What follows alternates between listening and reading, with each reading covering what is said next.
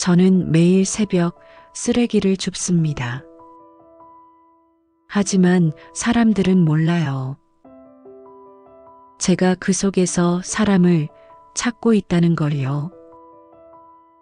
그리고 그날 버려진 잡지 속 사진 한 장이 제 인생을 다시 움직이게 만들었습니다. 안녕하세요. 제 이름은 박노인, 아니, 본명은 박춘호라고 합니다.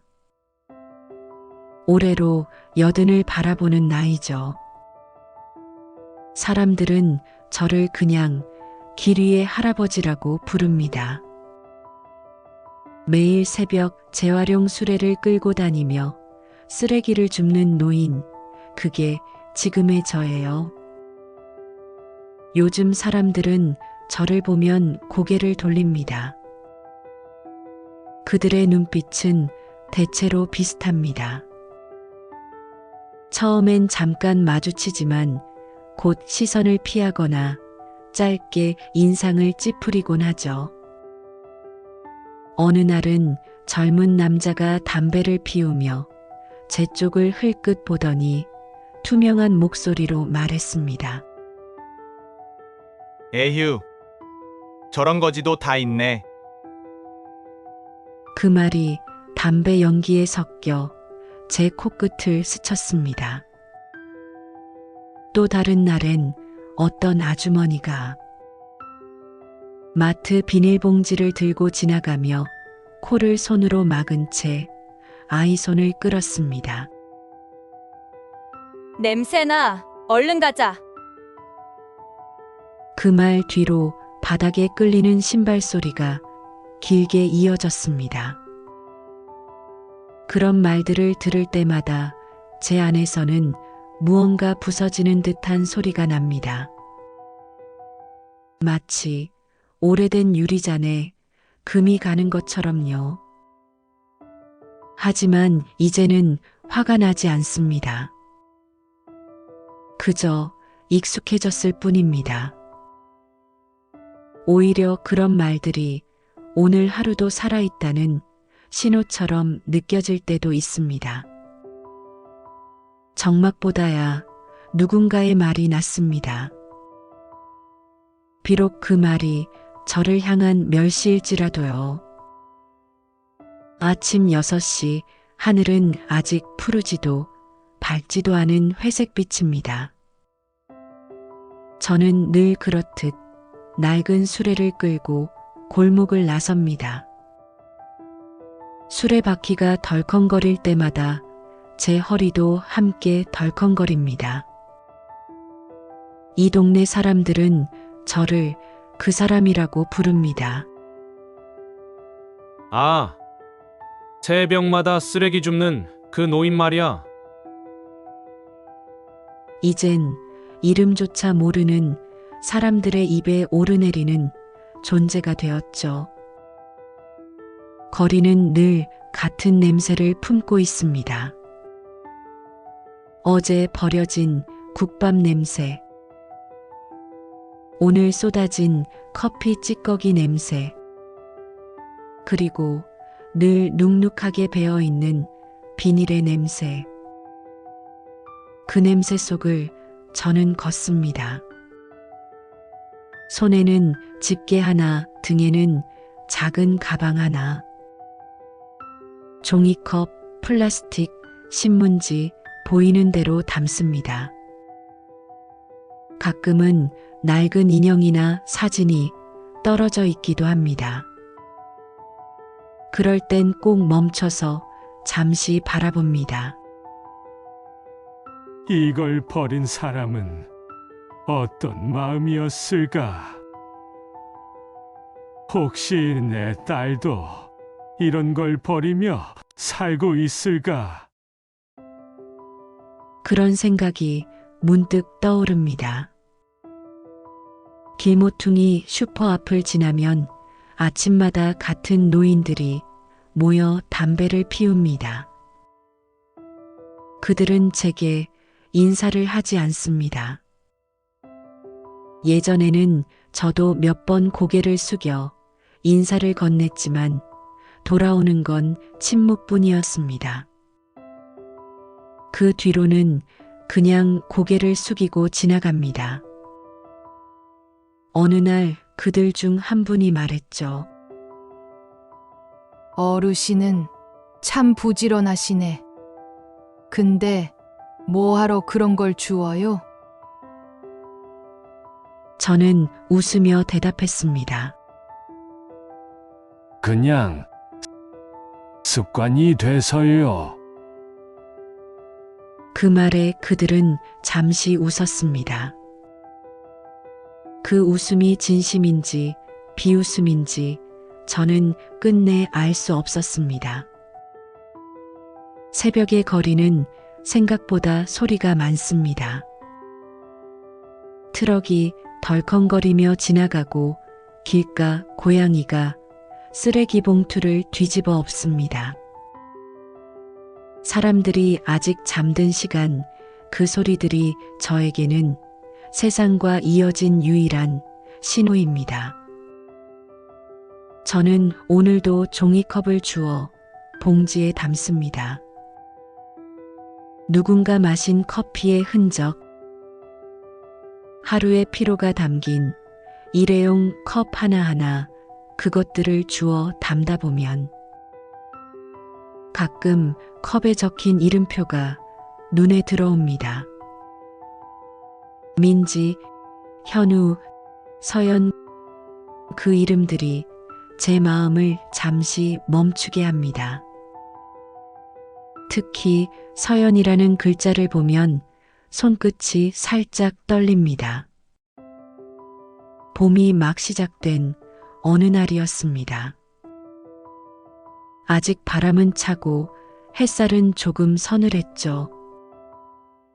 저는 큰 도로 옆 버스 정류장에서 종이컵을 줍고 있었습니다. 출근길이라 사람들이 많았습니다.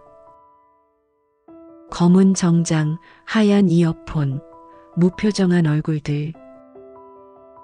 그들 틈에서 저만 마치 거꾸로 시간 속을 걷는 기분이었습니다. 그때였습니다.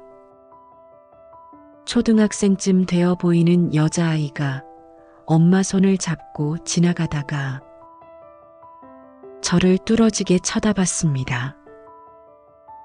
새빨간 책가방, 노란 모자, 깨끗한 흰 운동화, 그 아이의 눈빛은 호기심으로 반짝였습니다. 엄마, 저 할아버지는 왜 쓰레기를 주워? 그 목소리는 맑고 또렷했습니다.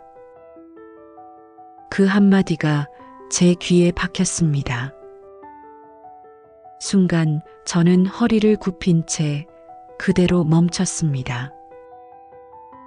엄마는 당황한 듯 아이의 손을 세게 잡더니 작게 말했습니다. 그런 말 하면 안 돼. 그리고는 제 쪽으로 눈길 한 번 주지 않은 채 빠르게 걸음을 옮겼습니다. 아이의 흰 운동화가 햇빛에 반짝였고 그 발소리가 멀어질수록 제 귓가에는 그 한마디만이 메아리처럼 남았습니다. 왜 쓰레기를 주워? 저는 고개를 숙였습니다. 손에 쥔 종이컵이 바람에 흔들렸습니다.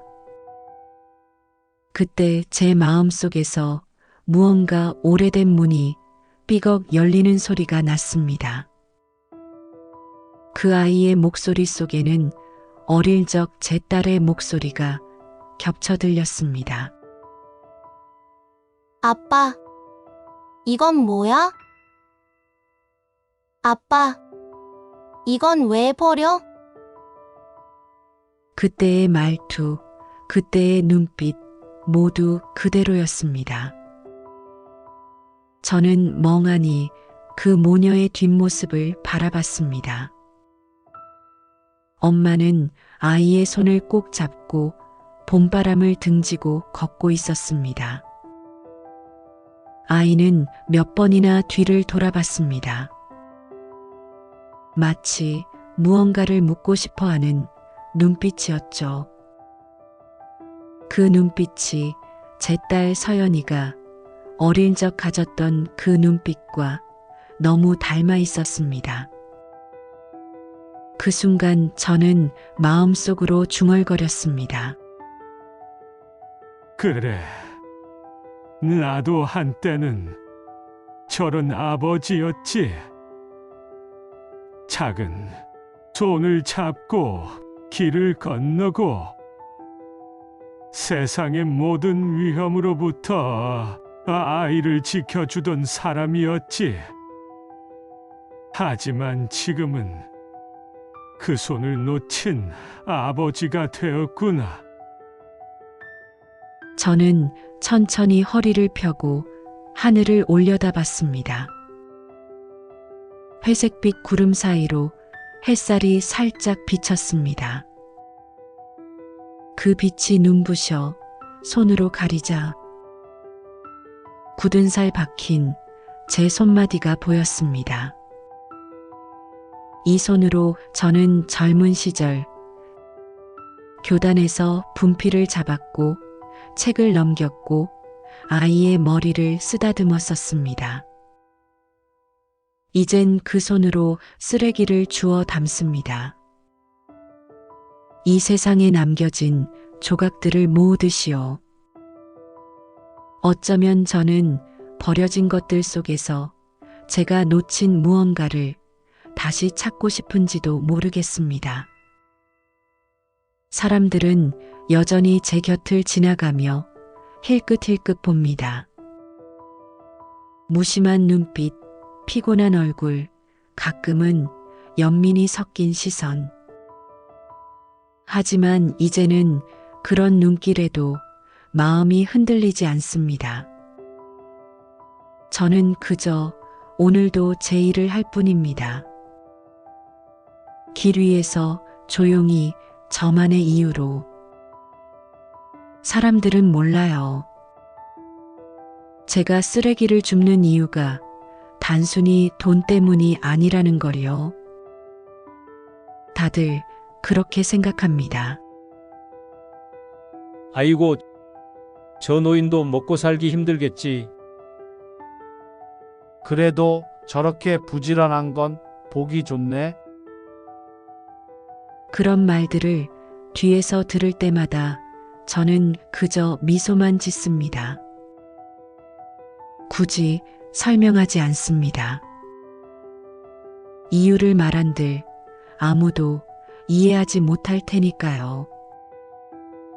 저는 찾기 위해 주웁니다. 사람들이 버린 종이 한 장, 비에 젖은 엽서 한 장, 심지어 낡은 사진 한 장에서도 혹시나, 아주 혹시나 제 딸의 흔적이 있을까 해서요. 손끝으로 종이를 집을 때마다 가슴이 두근거립니다. 이름이 적혀 있을까? 주소가 남아 있을까? 그 안에 그 아이의 흔적이 있을까? 이건 일이라기보다 기도에 가깝습니다. 세상에 버려진 조각들 속에서 단 하나 제 아이의 이름이라도 발견되길 바라는 기도요. 그 애의 이름은 박서연. 3살 딱 말 배우고 세상을 향해 아빠! 하고 불러주던 시기였습니다. 그 아이가 제게 처음으로 그 말을 했던 날이 아직도 생생합니다. 손바닥만 한 얼굴에 한박웃음을 지으며 아빠! 그 한마디가 저를 세상에서 가장 행복한 사람으로 만들었죠. 1978년 그날도 참 평범한 오후였습니다. 봄이 막 끝나가던 시기였죠. 서울 용산역 앞 버스 정류장에는 사람들이 줄을 서서 기다리고 있었습니다. 당시 저는 대학에서 강의를 막 마치고 돌아오는 길이었습니다. 딸 서연이는 제 옆에서 리본이 달린 인형을 꼭 안고 있었죠. 작은 손이 제 손에 매달려 있었고 그 손이 그렇게 따뜻했습니다. 기차가 지나가고 사람들이 밀려 나오고 순간 사람들 사이가 뒤엉켰습니다. 누군가의 어깨가 제 등을 세게 밀었고 순식간에 그 작은 손이 제 손에서 빠져나갔습니다. 단 3초, 정말 3초였습니다. 저는 소리쳤습니다. 서연아! 서연아! 목이 찢어질 듯 외쳤지만 사람들은 모두 바빴습니다. 누군가는 놀란 눈으로 저를 봤고 누군가는 그냥 지나쳤습니다. 그렇게 서연이는 사람들 틈 속으로 사라졌습니다. 그날 이후로 제 시간은 멈췄습니다. 아내는 매일 울었습니다. 며칠 동안 아무것도 먹지 못했고 결국 병원에 실려갔습니다. 경찰에 신고를 하고 전단지를 붙이고 신문에 광고를 내고 방송국에 찾아가기도 했습니다. 그때마다 돌아오는 말은 똑같았습니다. 아버님, 시간이 많이 지났습니다. 혹시 그냥 포기하시는 게 그 말을 듣는 순간 제 안에서 무언가가 부서졌습니다. 포기요? 어떻게 포기합니까? 그 아이는 제 삶의 이유였는데, 제가 살아있는 이유였는데요.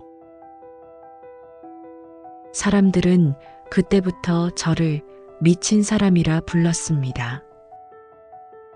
강해 중에도 가끔 멍해진다고, 거리에서 아이 이름을 부른다고 결국 저는 학교를 그만두었습니다. 책도 사람도 세상도 다 내려놨습니다. 남은 건 한 가지, 딸을 찾아야 한다는 생각뿐이었습니다.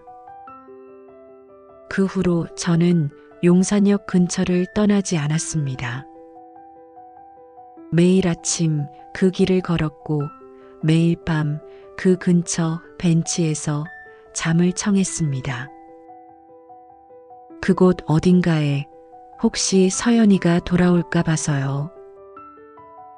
사람들은 그런 제 모습을 보고 저 사람 저기서 왜 저러고 살까? 정신이 좀 이상한 사람 같아. 그렇게 수군거렸습니다. 하지만 저는 괜찮았습니다. 서연이가 돌아올지도 모른다는 희망 하나가 저를 붙잡고 있었으니까요. 세월이 흘러 10년이 지나고 20년이 지나고 이젠 40년이 됐습니다. 머리는 휘어졌고 손에는 주름이 깊이 패였습니다. 하지만 저는 여전히 그 길 근처를 맴돕니다. 용산역 앞 광장, 예전엔 버스 정류장이 있던 자리. 지금은 재개발로 새 건물들이 들어섰지만 저는 그 길을 떠나지 않습니다. 버려진 종이 한 장을 주울 때마다 혹시나 그 속에 아이의 이름이 적혀 있을까? 가슴이 두근거립니다. 그런 희망으로 저는 오늘도 수레를 끌고 나섭니다. 누군가 제게 물은 적이 있습니다. 할아버지, 그렇게 오래 찾으셨으면 이제 좀 놓으셔야죠. 저는 웃으며 대답했습니다. 놓을 수 있는 건 진짜로 잃었을 때뿐이에요. 그 사람은 고개를 갸웃하며 돌아섰지만 저는 그 말이 제 삶의 전부라는 걸 압니다. 사람들은 여전히 저를 거지라 부르고 어떤 이는 불쌍한 노인이라 합니다. 하지만 저는 그렇게 생각하지 않습니다. 저는 세상에서 가장 끈질긴 아버지일 뿐입니다. 아직도 그날의 그 손의 온도를 기억하는 사람이니까요. 그 손, 조그맣고 따뜻하고 땀에 살짝 젖어 있던 그 손. 그 손을 잃은 순간 제 인생이 함께 멈춰버렸습니다. 그래서 저는 아직도 그 길 위를 맴돕니다. 언젠가 다시 그 손을 잡을 수 있을까 하는 마음으로요. 이제는 제 발걸음을 아는 비둘기들도 있습니다. 쓰레기통 근처에 앉아 있다가 제가 오면 놀라지도 않습니다. 길가 상점 주인들도 저를 보면 인사합니다. 할아버지, 오늘은 많이 주우셨어요? 저는 웃으며 고개를 끄덕입니다. 예, 조금이요. 그들은 모릅니다. 제가 찾는 건 돈이 아니라 사람이라는 걸. 그날 이후 제 하루는 버린 것들 속을 걷는 일이 되었습니다. 누군가 버린 흔적 속에서 다시 만날 수 있을지도 모르는 단 하나의 이름을 찾는 일, 그게 제 인생이 되었습니다. 어느 날이었습니다. 봄비가 추적추적 내리던 날 공기 속엔 젖은 흙냄새와 먼지 냄새가 섞여 있었습니다. 비는 굵지도 약하지도 않았습니다. 마치 오래된 기억을 천천히 적셔내리는 것처럼 잔잔하고 고집스럽게 내리고 있었죠. 저는 늘 그랬듯이 골목길을 돌고 있었습니다. 수레 안에는 찌그러진 깡통 몇 개, 젖은 박스 한 장, 그리고 아직 비닐 포장조차 뜯지 않은 신문 몇 부가 들어 있었죠. 골목벽에는 담쟁이가 젖어 있었고 빗방울이 처마 끝에서 똑똑 떨어지며 마치 시간을 세고 있는 듯 했습니다. 그날따라 마음이 유난히 허전했습니다. 비가 오면 그 아이가 생각납니다. 비 오는 날이면 제 딸 서연이는 늘 제 손을 잡고 우산 속으로 파고들곤 했거든요. 아빠, 빗소리 들려요? 노래 같아요. 그 말에 저는 종종 걸음을 하며 딸의 작은 어깨를 감싸주던 기억이 있습니다. 그 목소리가 비소리 속에서 희미하게 되살아나는 듯 했죠. 저는 천천히 골목을 돌며 버려진 캔과 종이컵을 주워 담았습니다. 그때였어요. 길가 전봇대 아래 젖은 잡지 한 권이 쓰레기 봉투 틈에서 흘러나와 있었습니다. 종이 질감이 물에 불어 표지가 반쯤 찢겨 있었습니다. 저는 무심코 그 잡지를 집어들었습니다. 손끝에 닿은 표면이 차갑고 질척했습니다. 습관적으로 페이지를 넘기는데 그 안에서 무언가 낡은 종이가 미끄러져 떨어졌습니다. 툭 하는 소리와 함께 한 장의 사진이 바닥에 엎드려 떨어졌습니다. 비에 젖은 그 사진을 주워들었을 때 저는 숨이 멎는 줄 알았습니다. 사진 속에는 한 여자가 있었습니다.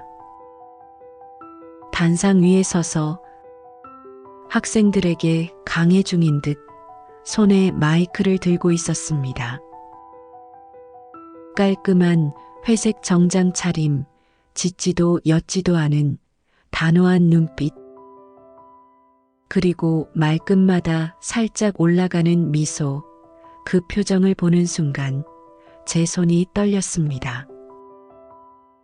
그 눈매, 그 미소, 그 턱선.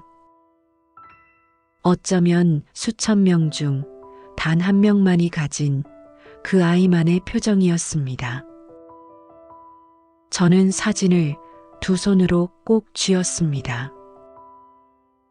비가 흘러내리며 사진 표면을 적셨습니다.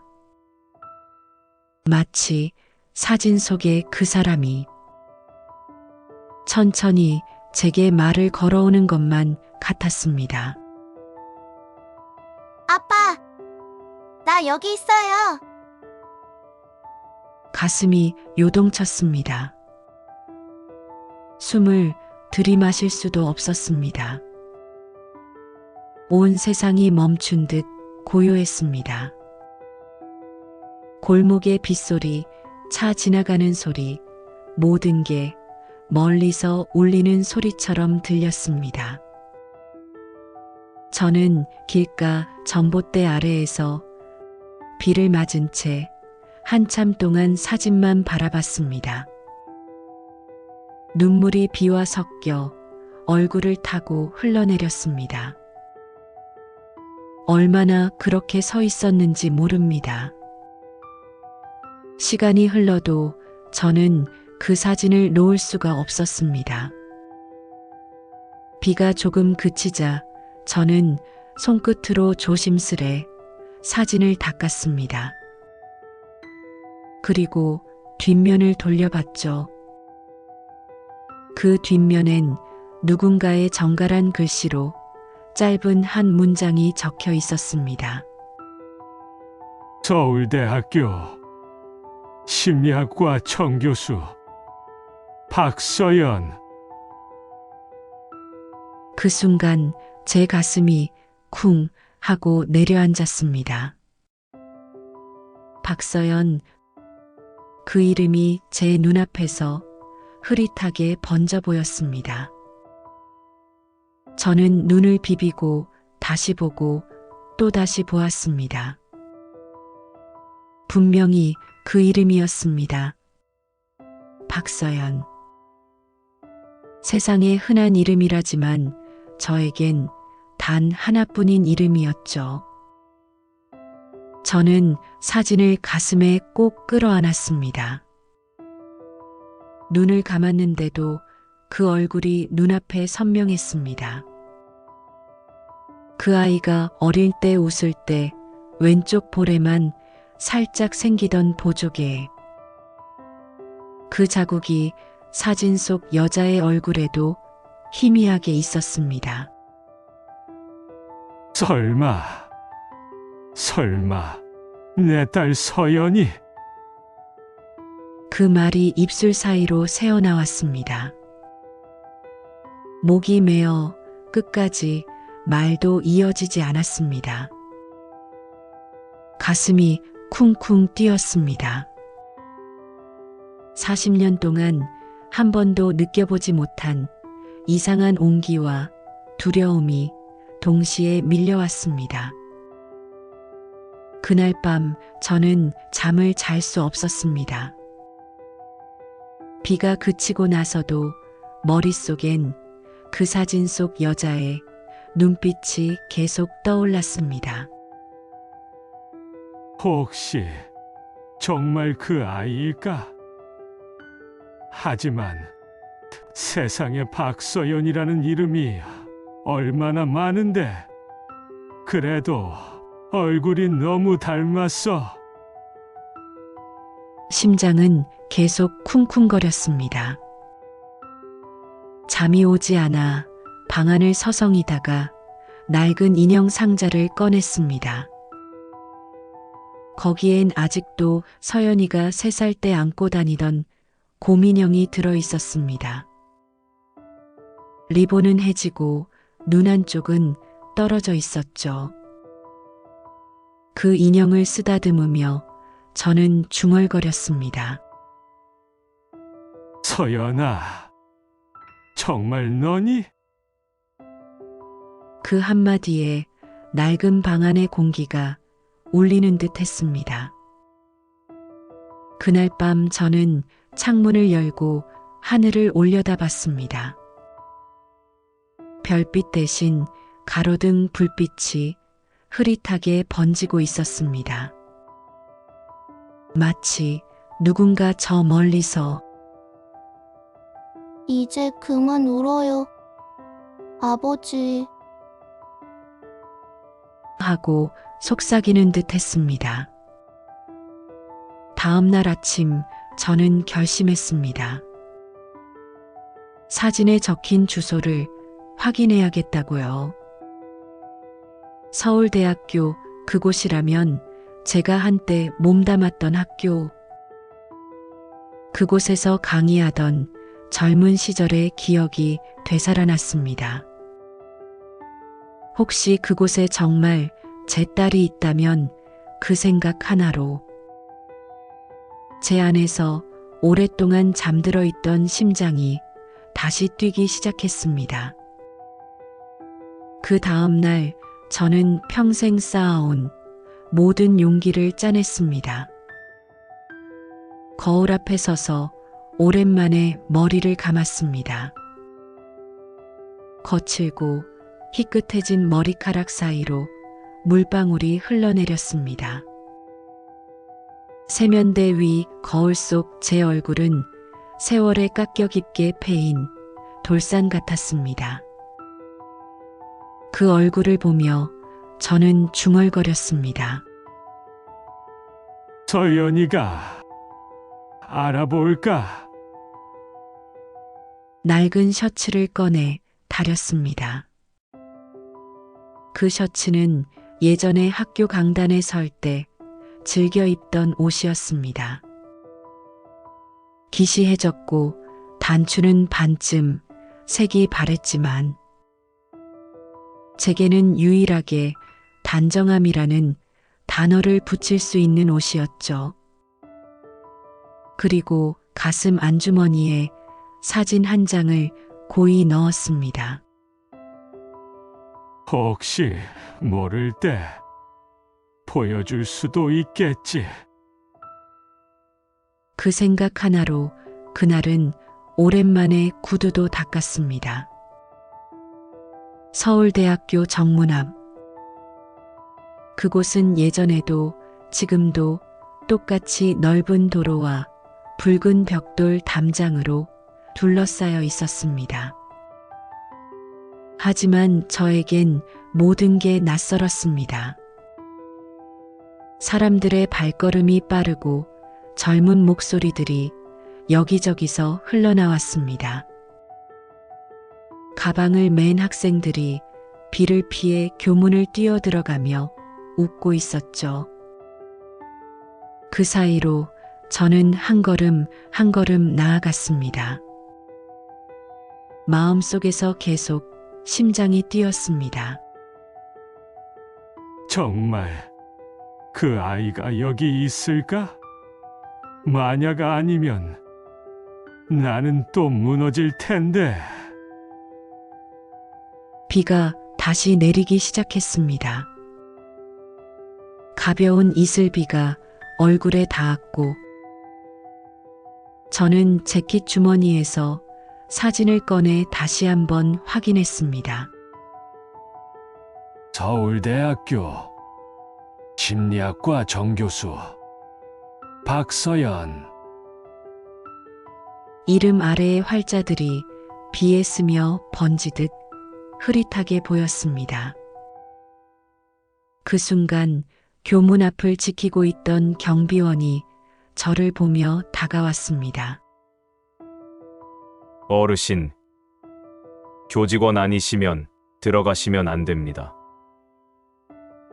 저는 얼떨결에 사진을 손에 쥔 채 대답했습니다. 저 박서연 교수님을 좀 만나 뵙고 싶습니다. 경비원이 저를 위아래로 훑어봤습니다. 교수님은 지금 강의 중이실 텐데요. 예, 기다리겠습니다. 그렇게 말하고 저는 캠퍼스 안쪽 벤치로 향했습니다.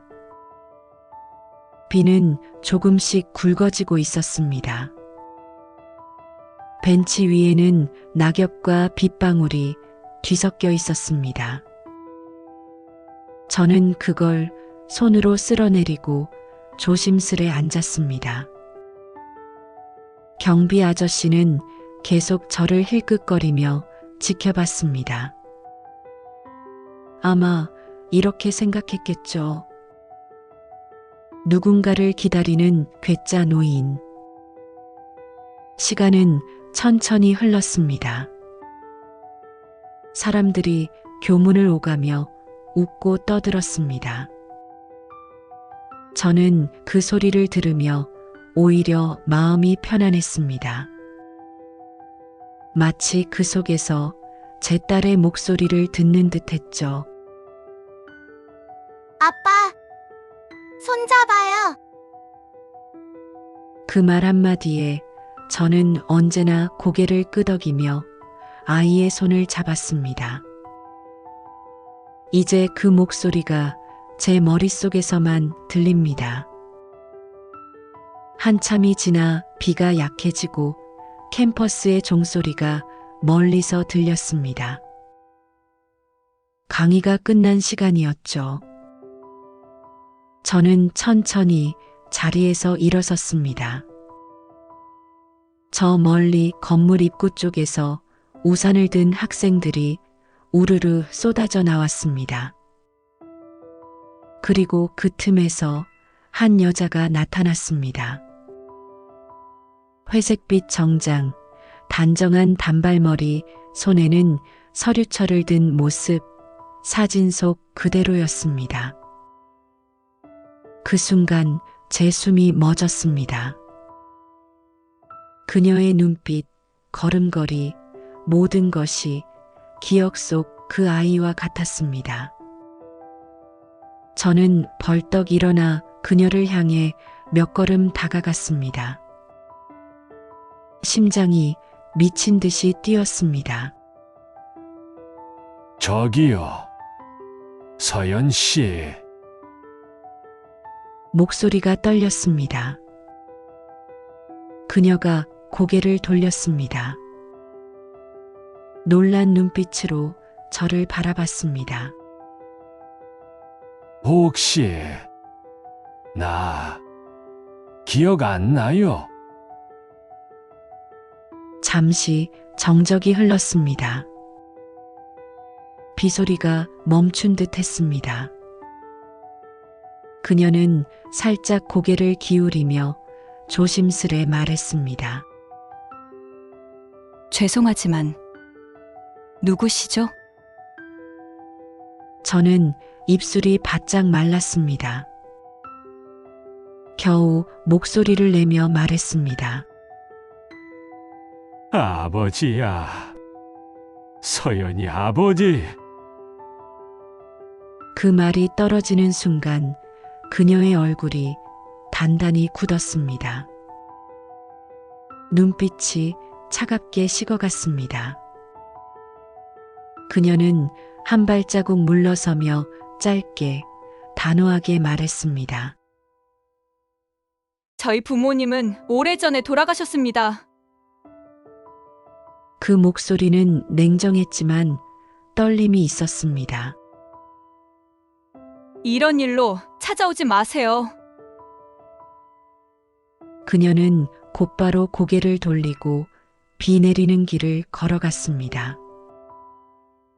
하얀 우산이 그녀의 머리 위에서 천천히 열렸습니다. 그 우산 아래로 사진 속 미소는 사라지고 멀어지는 뒷모습만 남았습니다. 저는 그 자리에 서 있었습니다. 몸이 움직이지 않았습니다. 마치 다리가 땅에 박힌 것처럼요. 손에 쥐고 있던 사진이 빗물에 젖어 점점 흐릿해졌습니다. 그녀의 얼굴이 사진 속에서 녹아내리는 듯 했습니다. 비가 다시 굵어졌습니다. 한 줄기 빗방울이 제 이마를 타고 흘러내렸습니다. 저는 고개를 숙였습니다. 사진이 손 안에서 찢어졌습니다.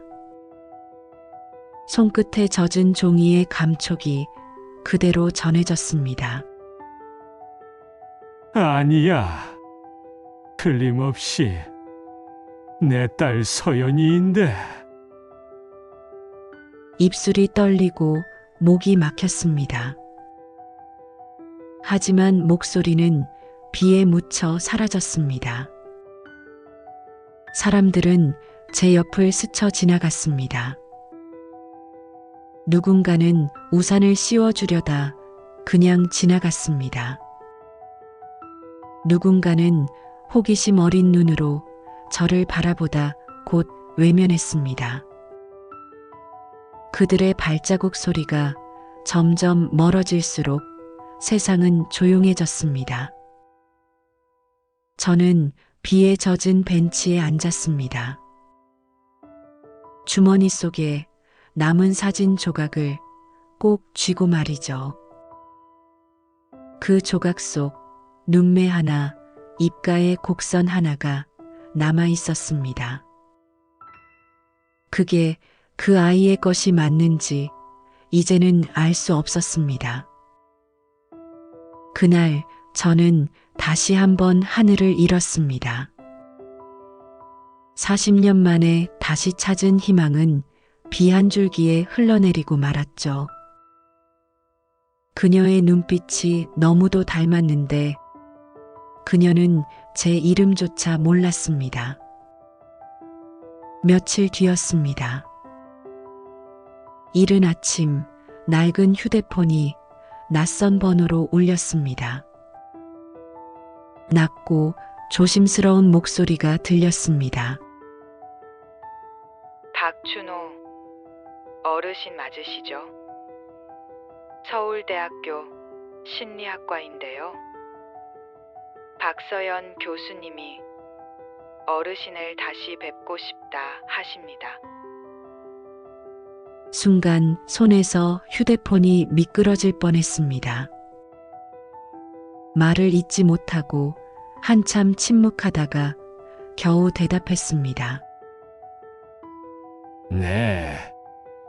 지금 바로 가겠습니다. 그날 저는 평소보다 훨씬 빨리 걸었습니다. 수레도 두고 우산도 들지 않았습니다. 하늘은 잿빛이었지만 제 안에서는 무언가가 환하게 타오르고 있었습니다. 캠퍼스에 도착하자 경비원이 이번엔 저를 막지 않았습니다. 저를 알아보고 고개를 살짝 숙였습니다.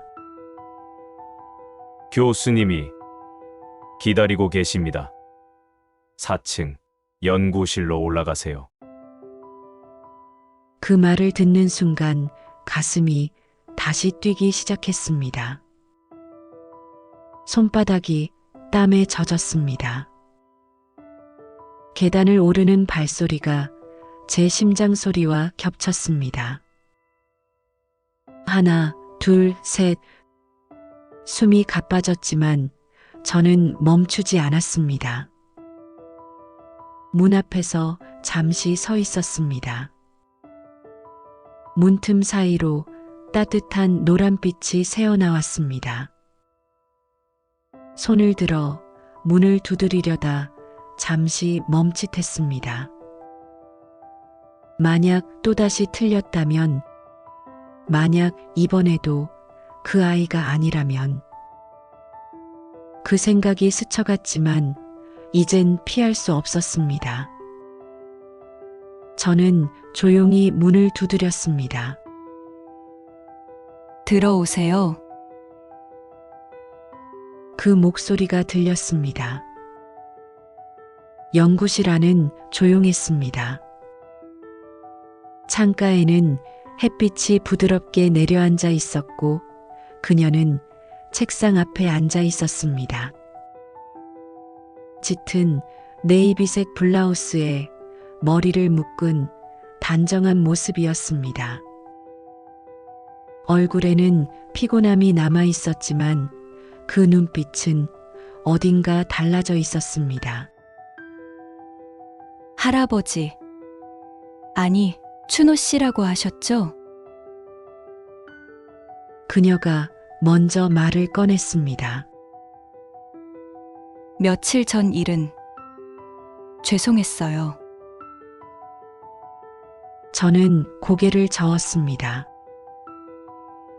아니에요. 미안할 게 뭐가 있겠어요. 그녀의 눈빛에는 혼란과 확신이 뒤섞여 있었습니다. 그녀는 잠시 숨을 고르고 말을 이었습니다. 그날 집에 가서 저를 키워주신 어머니가 남기신 상자를 열어봤어요. 그 안에는 낡은 손수건과 오래된 사진 한 장이 들어 있었어요. 사진 속에는 젊은 남자가 아이의 머리를 쓰다듬으며 웃고 있었어요. 두 사람의 표정이 참 닮아 있었죠. 처음엔 그저 따뜻한 사진이라고만 생각했는데 이상하게 마음이 계속 걸렸어요. 그 남자의 얼굴을 가만히 보고 있자니 어디서 본 듯한 느낌이 들더군요. 그리고 문득 떠올랐어요. 며칠 전 학교 앞에서 만난 그분. 그 눈빛이 사진 속 그 남자와 너무 닮아 있었어요. 저는 천천히 가방을 열었습니다. 손끝이 떨렸습니다. 가방 속에는 늘 품고 다니던 낡은 곰인형이 있었습니다. 분홍색 리본이 달려있고 한쪽 귀가 살짝 뜯겨져 있었습니다. 눈 한쪽은 떨어져 있었지만 저에겐 그 어떤 보석보다 소중한 물건이었습니다. 저는 그것을 꺼내 책상 위에 조심스레 올려두었습니다. 이거 너가 3살 때 손에 쥐고 있던 거야. 제 목소리는 떨렸습니다. 그날 용산역에서 이 인형을 떨어뜨렸을 때 아빠는 너의 손을 놓쳤어. 그녀는 아무 말도 하지 않았습니다. 그저 그 인형을 천천히 바라봤습니다. 손을 뻗어 그 곰의 머리를 쓰다듬었습니다. 손끝이 떨렸습니다. 그리고 그녀는 입을 막았습니다. 눈물이 한 방울, 두 방울 그 인형 위로 떨어졌습니다. 인형의 리본이 젖어들었습니다. 아버지. 그녀의 목소리가 떨렸습니다. 정말 아버지세요? 저는 대답하지 못했습니다. 대신 고개를 천천히 끄덕였습니다. 눈앞이 흐릿했습니다. 그녀는 의자에서 천천히 일어나 제 앞에 서더니 두 손으로 제 손을 꼭 잡았습니다. 그 손 40년 전 용산역에서 제가 잃어버린 그 작은 손이었습니다. 하지만 이제는 따뜻하고 단단했습니다. 그 순간 제 안에 얼어붙어 있던 모든 것이 녹아내렸습니다. 입안이 뜨거워지고 숨이 막혔습니다. 저는 아무 말도 할 수 없었습니다. 그저 딸의 손을 잡은 채 눈을 감았습니다. 그녀의 손에서 어린 시절의 체온이 다시 느껴졌습니다. 서연아, 그 한마디가 겨우 입술 사이로 흘러나왔습니다. 그녀는 울며 고개를 끄덕였습니다. 아버지, 이제 그만 고생하세요. 그 말에 저는 웃었습니다. 눈물이 볼을 타고 흘러내렸습니다. 시간이 멈춘 듯 했습니다. 밖에서는 학생들의 웃음소리가 들려왔지만 이 방 안에는 단 2사람만 있었습니다. 서연이는 제 손을 꼭 잡은 채 이야기하듯 속삭였습니다. 저를 키워주신 어머니가 그러셨어요. 제가 3살쯤 됐을 때였대요. 장터에서 사람들이 몰려 나오는데 그 사이에 한 아이가 울고 있었대요.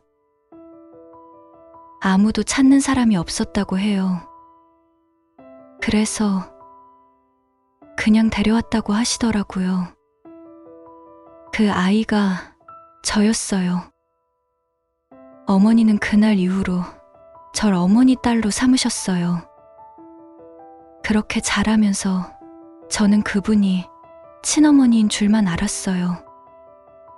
그런데 돌아가시기 전에 말씀하셨어요. 미안하다. 너는 내 친딸이 아니란다. 하지만 나는 평생 널 내 아이로 믿고 살았다. 그때는 그 말이 무슨 뜻인지 몰랐어요. 그런데 이제 알 것 같아요. 그녀의 눈가에 눈물이 번졌습니다.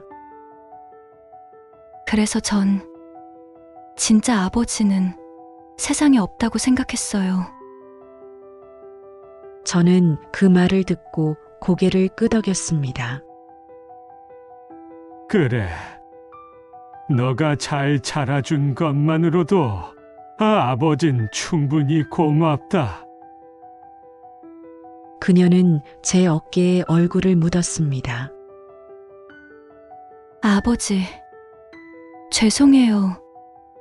왜 이제야 찾았을까요? 저는 그 머리를 천천히 쓰다듬었습니다. 괜찮다.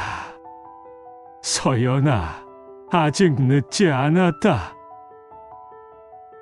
그날 이후 저는 다시 길 위로 나서지 않았습니다.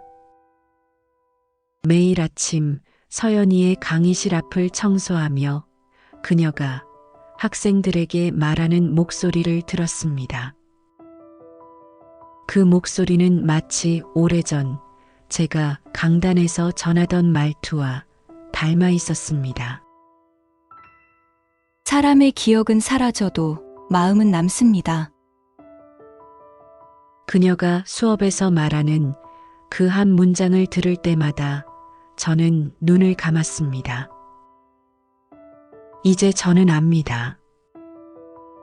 잃어버린 세월은 돌아오지 않아도 사랑은 방향을 잃지 않는다는 것을요.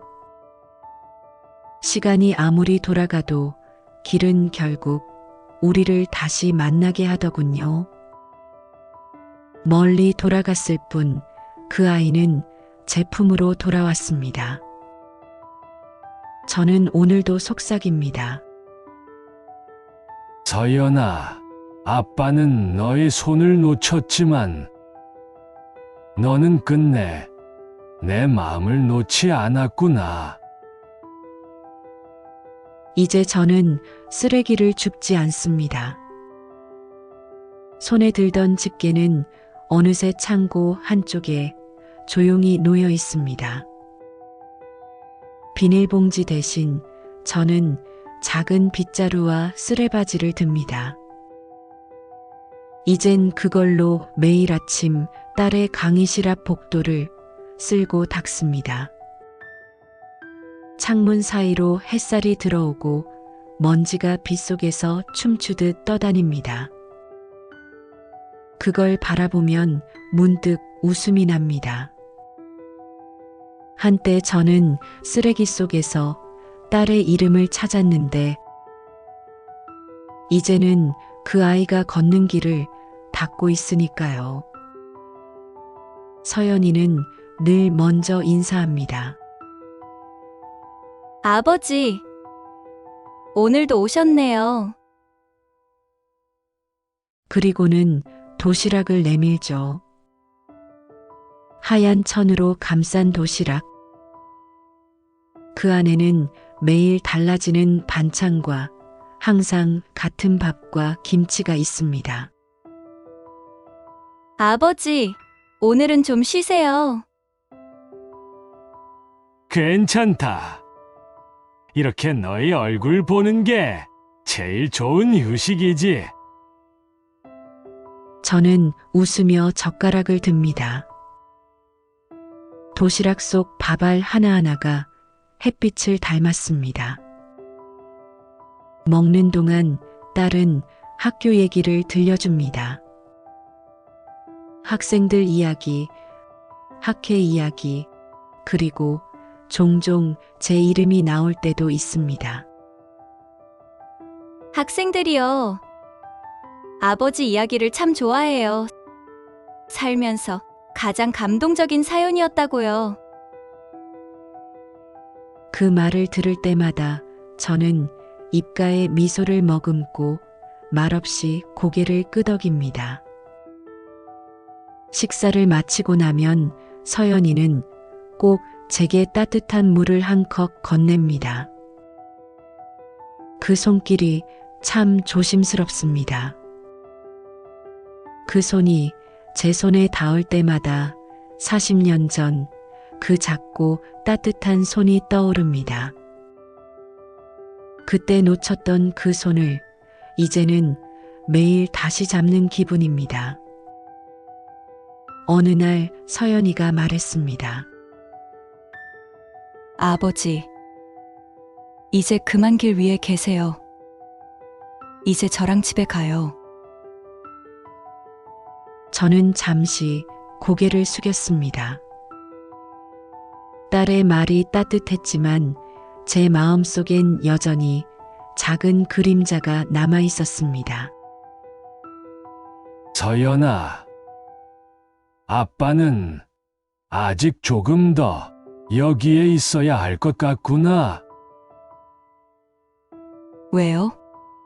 이젠 찾으실 분도 없잖아요. 저는 미소 지으며 창밖을 바라봤습니다. 캠퍼스 길가에 누군가의 아버지가 조용히 벤치에 앉아 있었습니다. 낡은 모자를 쓰고 마치 누군가를 기다리는 사람처럼 고개를 들고 있었죠. 그 모습을 보자 제 마음 한구석이 저릿해졌습니다. 서연아, 이 세상 어딘가엔 아직도 누군가를 찾는 또 다른 아버지가 있을 거야. 잃어버린 아이를 기다리며 오늘도 길 위를 걷는 아버지들 말이야. 딸은 제 손을 꼭 잡았습니다. 그럼 아버진 그분들을 대신 기다려주시는 거네요. 저는 웃었습니다. 그래, 아버지는 이제 찾는 게 아니라 기다리는 법을 배우는 중이란다. 그날 저녁 캠퍼스엔 해가 천천히 내려앉았습니다. 하늘은 붉게 물들고 나무 그림자가 길게 늘어졌습니다. 학생들은 하나둘 떠났고 남은 건 빗자루질 소리와 새소리뿐이었습니다. 저는 딸의 강의실 앞에 서서 천천히 바닥을 쓸었습니다. 먼지가 빗속에서 반짝였고 그 반짝임이 꼭 별처럼 느껴졌습니다. 그때 서연이가 문을 열고 나왔습니다. 아버지, 이제 가요. 저는 고개를 끄덕이며 미소를 지었습니다. 그래. 마지막 하나만 정리하고 갈게. 딸은 제 옆에 서서 조용히 하늘을 바라봤습니다. 그 하늘 아래 우리는 아무 말도 하지 않았습니다. 이제 저는 압니다. 세상에는 여전히 길 위에 선 아버지들이 있다는 걸요. 누군가는 버스 정류장에서, 누군가는 공원 벤치에서, 또 누군가는 역 앞에서 잃어버린 아이의 이름을 속삭이고 있을 겁니다. 그래서 저는 아직 조금 더 이 길 위에 남아있으려 합니다. 그분들이 희망을 잃지 않게, 이 세상이 그들을 잊지 않게. 저는 더 이상 쓰레기를 줍지 않습니다. 이제는 사람의 마음을 주워 담습니다. 누군가의 아버지는 지금도 길 위에서 딸을 기다립니다. 그 기다림이 언젠가 또 다른 재회로 이어지기를 바라며. 사람들은 저를 거지라 불렀지만 저는 단 한 사람을 기다리는 아버지였습니다. 여러분은요? 지금 누구를 기다리고 있나요? 오늘도 끝까지 함께 해주셔서 진심으로 감사합니다. 여러분의 작은 관심 하나하나가 제게는 큰 힘이 됩니다. 영상이 마음에 드셨다면 좋아요와 구독, 그리고 알림 설정도 부탁드릴게요. 댓글로 여러분의 생각을 나눠주시면 더 많은 분들과 지혜를 함께할 수 있을 것 같습니다. 다음 시간에도 더 따뜻하고 흥미로운 이야기로 찾아뵙겠습니다. 늘 건강하시고 행복하세요. 감사합니다.